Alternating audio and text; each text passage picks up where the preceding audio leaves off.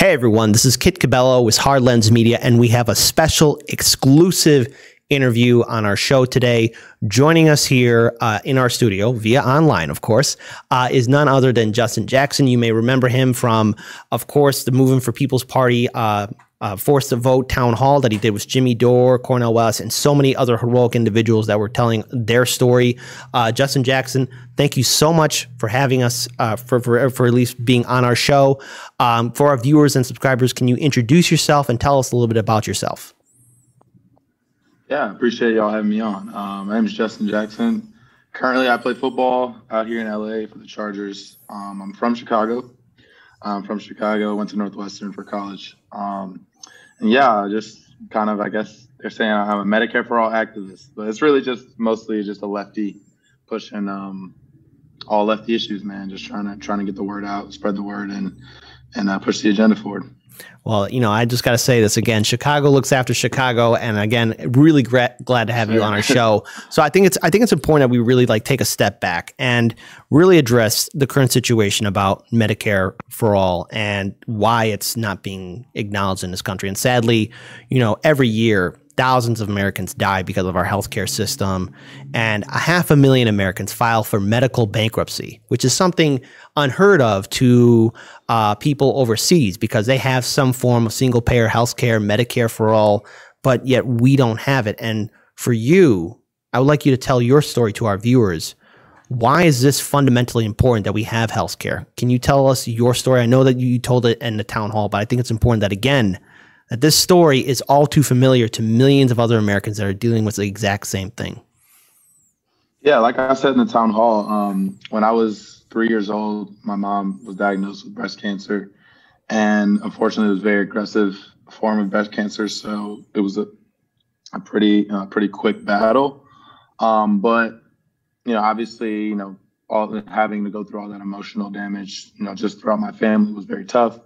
But the part I didn't obviously really think about until I was a lot older and I started asking questions was, and especially when I started getting in this, you know, the lefty universe and, you know, with Medicare for all and just healthcare in general, I started asking, like, well, how did that affect our family, like financially at the time?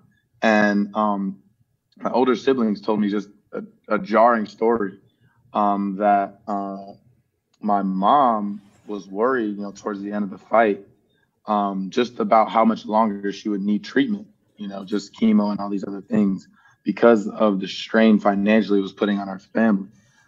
And just, you know, hearing that and kind of getting I guess an outside looking in view, I just started thinking like, man, that's just absolutely insane that any person fighting a disease, fighting for their life, that thought even has to creep into their mind is so inhumane in the richest country in the world. And what I said at the town hall, which, you know, I still stand by, is that doesn't make me unique. That actually makes me very common. That makes me and my family very common in this country because, like you said, 500,000 families have to file for medical bankruptcy every year, and over 50,000, 60,000 people die every single year just from not having health care. And it's just unbelievable to know that the healthcare is there to be had to save your life, but for some reason we don't prioritize those lives in this country, so we just let those people fall by the wayside, and let those families go through those hardships.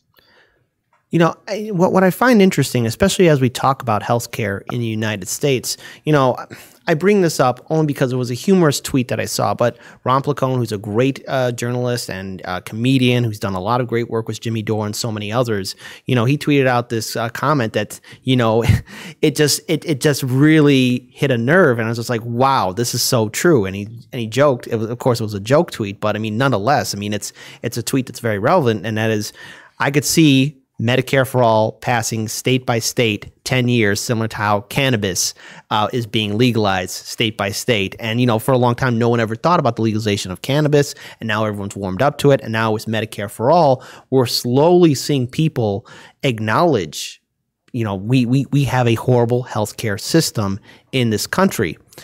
Why do you think people have been slow to really react to the real dangers of our healthcare system? Why do you think it's like only now people are kind of waking up when in fact the danger was facing us decades ago? Yeah, I mean, I don't know if y'all saw recently the whole thing with Meghan McCain and her, she had her pregnancy and Hmm. she had her child, and then all of a sudden she came out for a paid maternity leave. And I think that's kind of been something that we laugh about, like, conservatives, they don't really pay attention to an issue until it affects them personally. But it seems like that's something that's not just a conservative thing. I think that's more of an American thing, to be honest.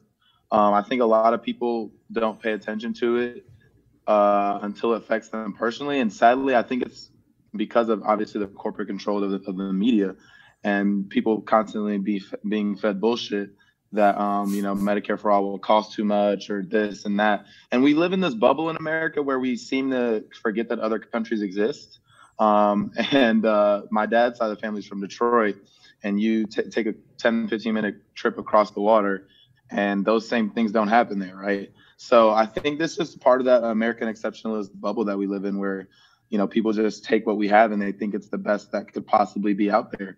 And obviously, that's especially when it comes to healthcare, that just doesn't bear out in the facts, and then obviously a lot of these anecdotal stories you'll hear. Real quick, when your relatives on your father's side from Detroit, across the waters into Canada, do they ever bring up any kind of stories like, wow, the medicine's cheaper here, or wow, I've noticed some real differences between what's in Canada and what's here in the United States? Has there ever been that kind of a conversation with you or your relatives? And is that something that's ever been brought up before? I've started to bring it up, which is something that I wish, at least when I get older, I don't want to have to. I want to be making sure my kids know that, look, this is our system, and this is how other people do it, and how they do it is better. Point blank, period. Mm-hmm. And I think that, like I said earlier, that's something that it's just been so baked into our ideology as Americans that we don't really consider that the way other people do things could possibly be better than the way we do it. So I have started having some of those conversations with them, and I think that's a really easy way to bring them kind of into lefty politics and bring them onto our side. And I think, a lot of them did support Bernie, simply because we had some of these conversations, and a lot of my older relatives have health issues. And so they understand that insulin, and a lot of these other things cost so much money per month. And it's a lot of, when you're older, you have to use a lot of the check that you get from the government just to pay for that. So it's definitely a way to kind of reel people into our side and our way of thinking. And again, I'm glad you brought up that this is an American issue, that this impacts a lot of us, because I think what corporate media does is that it wants to blind people to the facts. And, there's been a lot of polls showing that not only Democrats and independents, but Republican voters, not politicians, regular voters across the board, no matter how they identify, whether it's support of third parties, Democrat, Republican, everyone's in agreement. We need a better healthcare system because what we got is bankrupting us. And we're seeing what's happening with COVID-19 and how there are stories of people walking out of the hospitals with $100K or $1 million in debt. And there's nobody I know in my social circle that has that kind of money to pay off that kind of bill. So something I want to bring up then is Jimmy Dore, Chicago's very own, good friend of the show as well, brought up force to vote, which is like basically asking Nancy Pelosi to bring up force to vote, put it on the floor for a vote, and whether or not it would have succeeded or not, I mean, it would have shined a light on politicians who would be heartless enough to not support something that could help out their constituents. Jimmy Dore was proposing this. He called out AOC, and then you had like a social interaction with AOC on Twitter. What happened? Can you at least kind of just roll back just how it got back to how that all started in the very beginning? Can you at least tell us like really what kind of interaction you had with AOC? How did it get started? What were some of your thoughts with talking to Representative Alexandria Ocasio-Cortez, who has gone on the record saying you have to make politicians uncomfortable. You have to push back. You have to make them feel scared. Can you tell our viewers about that? Yeah, so obviously the force to vote idea had been going around for a few weeks. And, I was kind of in the midst of the end of my season. So I started getting wind of it a little bit later than the beginning. And I thought it was just incredible. I was like, us as progressives have felt so down since the Bernie campaign ended. We felt like we didn't really get much. You're seeing all these cabinet picks. It's like you're just seeing, neoliberalism flourish, right? and we're kind of just feeling beat up and beat down. And so I was like, wow, this is a great idea that can actually have some tangible results, right? This can get us something that we AOC, the squad, I'm sure, have been working towards, right? Is getting a vote on Medicare for all, especially in a pandemic. There's no better time to do this than to do it now. And so I tweeted at AOC and I said, I can't remember the exact words, but if they don't do forced vote, I truly believe they will be revealing themselves, because this is something that is easy to do. You have the leverage to do it. You finally have some institutional power to make and affect change as a small block of true progressives. Let's do it. Let's get on board. Everyone could come together. I saw Cenk supporting it. I saw Sam Cedar supporting it, and they hate Jimmy. So I'm like, oh, we're going to get the whole left together on this. So we're going to push our politicians to do something. And the first response that she gave, I found very inadequate, especially considering, $15 minimum wage is already supported by a majority of the Democratic Party and by Joe Biden, supposedly, but they at least say they support it. So I'm like, why are we leveraging the speakership vote, which is something that is going to be the first of many tests that progressives voting as a bloc can have real power in the Democratic Party? Why are we using that just for a minimum wage? Like, we could be asking for the world, we could be asking for the world. And if we settle on a floor vote for Medicare for all, great, And I just did not like her answers. I thought they were kind of a way to just get out of actually challenging the Democratic Party. And it was really revealing. I think to me and a lot of other people that they're not really willing to play hardball within the Democratic Party to get some results. They're not willing to fight their own party. They're very willing to fight Republicans, which is all fine and well. I agree with that as well. But if you're not willing to fight the corporate Democrats, then you're just not going to get anywhere. And if you let this moment pass during a pandemic, I don't know, because I know so well, being outside the political realm, particularly in sports, that people aren't paying attention right now. It's so hard to get people to pay attention ever in this country, and everyone's paying attention right now. So if we're not going to do this now, you're going to lose that. You're going to lose the spectacle aspect of it, and you might not even have anyone really paying attention a year from now, 2 years from now down the road. And I'm glad you brought that up, because again, there were only 5 Democrats that did not support Nancy. They were not part of the progressive group. They were not even on that petition for forcedtovote.org. They found the courage, I guess, to break away from the Democratic Party and the wrath of Nancy, and they don't seem to be getting any kind of pushback at all. But yet now, with the aftermath of what happened in Washington, D.C., Congress is currently on recess. So, one, what are your thoughts on right now how I guess you're seeing progressives, or at least the progressive congressmen and women, calling for impeachment of Donald Trump, even though they won't be back in session until the 20th, and then on the 21st, we see a transfer of the Trump administration to the Biden administration. And then at the same time, too, you have, of course, Cenk Uygur. As soon as the forced vote did not succeed, he tweeted out and did a 30-minute video about why it failed and why next time it'll succeed. Is there a next time? What does the future look like for forced to vote? And if AOC was to bring up forced to vote, or Cenk Uygur was to lead forced to vote, do you think it'll have the same kind of impact, or are people really just done with the Democratic Party as a whole? I think more and more people are kind of gravitating towards that. I think a lot of people feel that the Democratic Party, it's almost like there's a mountain that's so high to climb within that party that it might take decades. And a lot of people are done waiting that long. I think, okay, if we take what happened yesterday at the Capitol, right? Mm-hmm. It turns out that the president and someone who's in Congress with a huge platform can be an organizer themselves. They might not be on the ground organizing everything, but Trump called for that rally. Trump said, we're going to have this rally. All these people showed up. He spoke at the rally. All those people were riled up, and they went and did what they thought they needed to do. Now, obviously, I don't agree with that, and I don't think they were actually rallying for anything significant, and Donald Trump couldn't give 2 shits about them. But I'm saying, why don't we have that energy? AOC, you and the squad, man, y'all are some of the most popular politicians in the country. You don't think you could get 4,000, 5,000, 6,000 people to show up at the Capitol if you called a rally? See, my problem is, if we're serious about this fight, we have to be using every lever and every tool.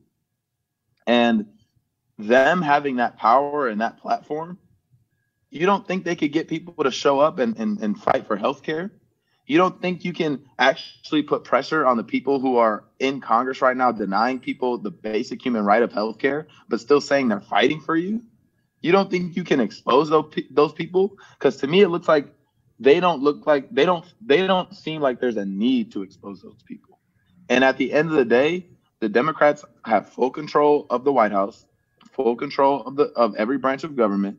So if in 2 and 4 years you don't have Medicare for all, you don't have free college, there's no significant climate plan, there's no one to blame but the Democrats. And we know that without some type of public pressure campaign, that's exactly what's going to happen. We've seen this happen before. We've seen this happen before in 2008 to 2010.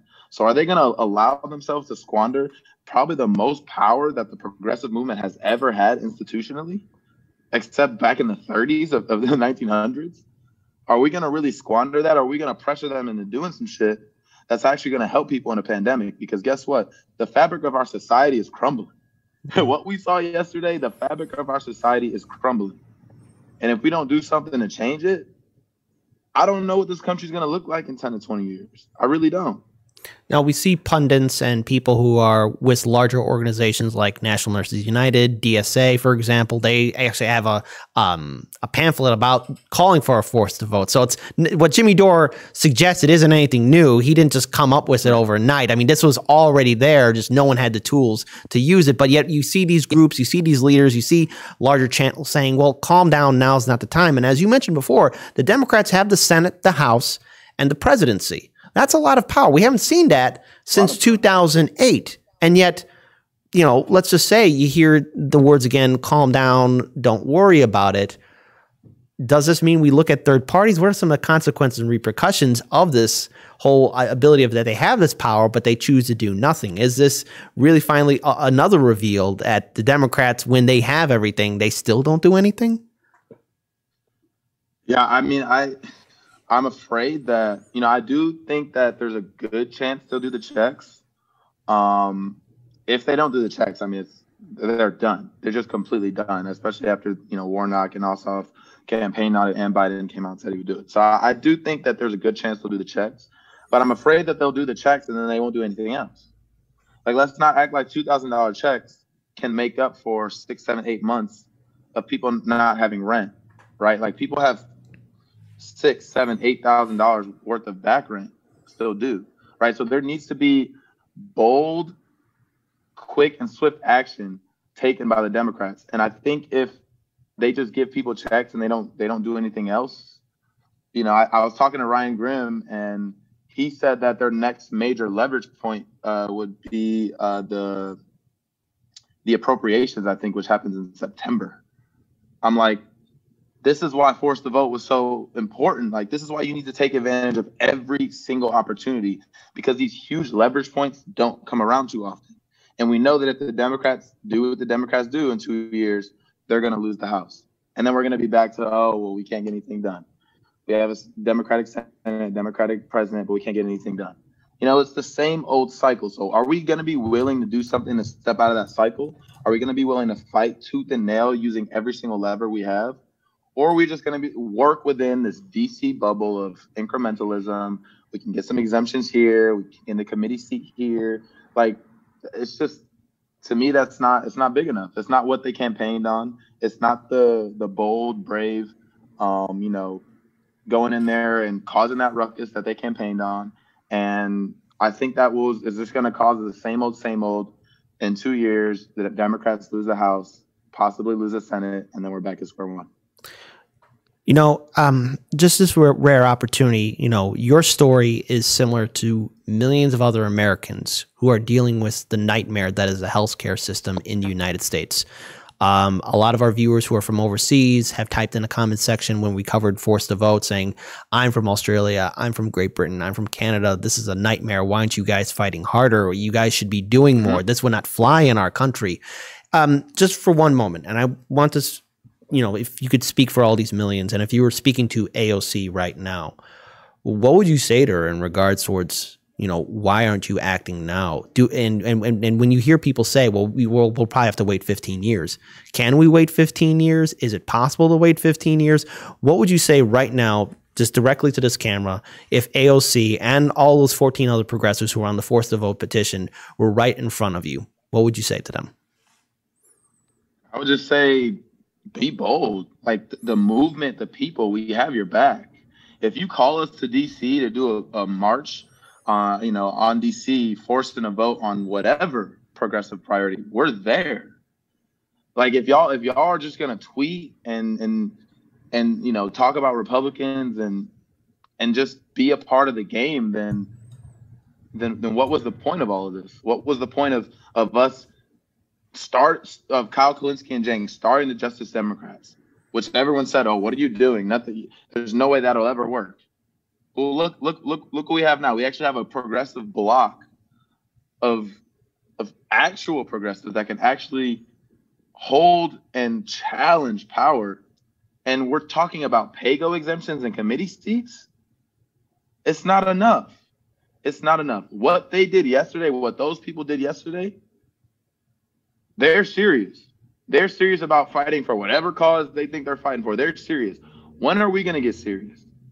We are ready to be with y'all to set Washington straight and actually get things that other people have had for decades, for a century. The time is now. Look what happened from 2005 to 2020. I bet you in 2005 you didn't think the Capitol would be getting stormed in 2021. We have no idea what 2030, 2035 could look like. In America, we have this thing where we don't know what chaos looks like. We don't know what war on our soil looks like. The little inklings we got of it, look what we did. 9/11, we set the Middle East on fire, right? Pearl Harbor, we dropped 2 nuclear bombs. Like we don't know real chaos here, okay? And if we keep letting this ball roll the way it's going right now, we're gonna see some real chaos. So we're asking y'all to step up for us and for this country to make sure that we actually have a functioning democracy, that we actually have a citizenry that is proud and willing and able to be, have a decent and dignified life here.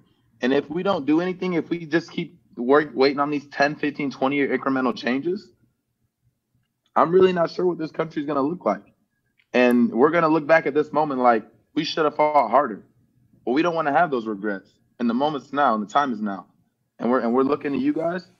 And if y'all really want to start fighting, we'll be there with you. And if not, we're going to have to find other avenues to get that done. I'm glad you brought up other avenues. And sadly, in the United States, we only have a 2-party system, but some have made the statement, and this is probably very true. In fact, it is a fact that both parties are owned by the top 1%, corporations, Wall Street executives, big banks, all of that. We don't have a parliamentary system. In other democracies, there's at least a multi-party parliamentary system. Of course, there's no such thing as perfect in any country. That's a fool's dream.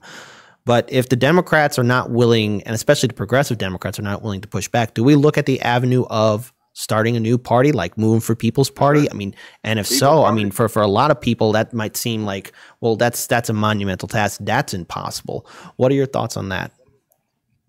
Oh, 100%. I'm done voting.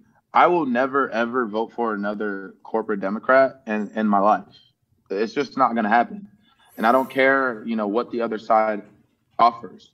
Because guess what? If there's no consequence to actions, then they're going to keep repeating, keep happening. There were no consequences when, the MAGAs were doing the anti-lockdown protests at the courthouse, at state houses across the country, armed to the teeth. There were no consequences for that 6, 7, 8 months ago. Then what happened?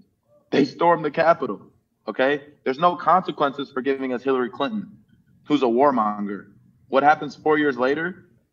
We get Joe Biden, who's even more to the right of Hillary Clinton. If you keep showing these political parties that there's no consequences for them giving us shit candidates who don't represent us, then they're going to keep doing it. What do you think they're going to give you in 2024? Kamala, Pete Buttigieg, Stacey Abrams. They're going to give you one of these candidates. You think who is even waiting? If AOC wasn't ready to step up and be the Speaker of the House, you think she's going to be ready in 4 years to run for the presidency? I mean, I don't understand where the progressive movement thinks is going to happen in 4 years. So we need to get serious about actually withholding our vote from these people, or being like, no, we're done. We're going to vote for a third party. You're going to lose your caucus. You're going to lose a lot of people until you actually show you're going to start stepping up for us. But right now, they have a chance to show us that the Democratic Party is still worth fighting for, and it doesn't look like they're taking advantage of that. I think people don't really realize how much true power progressives have right now. Mm-hmm. Like, this is the best of all worlds for a small, less than 10 group of progressive champions right now. We have the Senate, we have the White House. You can actually use your platform and the institutions that we have in place right now to actually affect positive change. You have that ability right now. Every single day you waste not fighting for that is another day wasted towards getting us at a point where we have Medicare for all, where we have free college, where we end these wars, we reinvest money back in our infrastructure. Every day you waste right now in this 2 years, you're gonna look back on it like, man, I wish I would have done this. I wish I would have fought harder. And it's gonna be too little, too late. And so that's my plea to them, and that's my plea to everyone watching. Pressure these people, man. Pressure these people. That's the only way you get things. That's the only way you get things, is showing them there's a consequence for not doing the action that we want you to do. Mm-hmm. I think that's a good note to end it on. Real quick for our viewers, where can they find you online on social media? And are there any, of course, again, it's a lot of people are really struggling right now with, healthcare and trying to get information about single payer healthcare. Is there anywhere you would recommend people to check out or look at to get more aware of some of the situations that they're dealing with? So let's first talk about where people can find you on social media. Yeah, on social media, on Twitter, I'm at J_manprime21. Mm-hmm. And on Instagram, it's JJPrime21. All right. As far as the second question, I don't think I'm the best source for that. I definitely talk about it a lot. I know a lot of other lefties, your show, a lot of other shows talk about this a lot. So I think, there's like David Sirota, he's a good writer. He wrote about Force the Vote, some 5 other things we could ask for. Jacobin, I know, writes about progressive issues a lot. The Gray Zone, I definitely tell people to check out the Gray Zone with Aaron Mate, Max Blumenthal. They do some great anti-war work and just lefty work in general. Definitely support independent lefty publications, man. They're the people fighting on the ground, breaking all those stories that we can talk about on these shows to push the agenda forward. So I just say, support independent left media, because it comes down to, obviously we see that it comes down to us to put pressure on politicians to actually have some strategies. So all right. Definitely support. That's fantastic. So I want to actually say this right now. When this crisis passes, you are more than welcome to visit us. Join us here in our studio. We'd be more than happy to have another Chicago native here with us, because we here at Heartlands Media, we have a bias. We always stand with Chicago. Chicago supports Chicago. We're glad to have you here. Sorry, I apologize. I didn't mean to interrupt. Can you say that again? Oh, no. I just said appreciate y'all having me on. Like you said, Chicago, you got to support Chicago. Yeah, absolutely. Again, ladies and gentlemen, Justin Jackson, again, thank you so much for also sharing your story. Thank you so much for being part of that town hall and informing people about really why this is a fight. And I think now more than ever, we must all do what we can to build a better future. I'm Kit Cabello. Peace, everyone.